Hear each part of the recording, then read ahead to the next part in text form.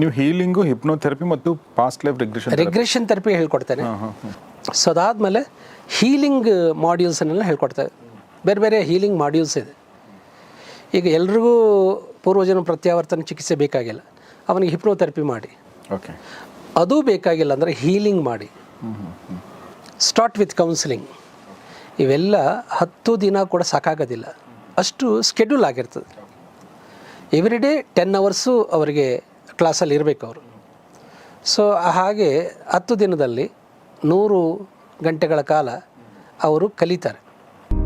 Counselling, past life regression therapy, future life progression therapy, hypnotherapy, soul communication, identification and removal of negative entities, healing sciences including death healing, Trataka, Ideomotor techniques and pendulum dowsing, removal of karmic blockages, dynamic meditations and spiritual protection techniques.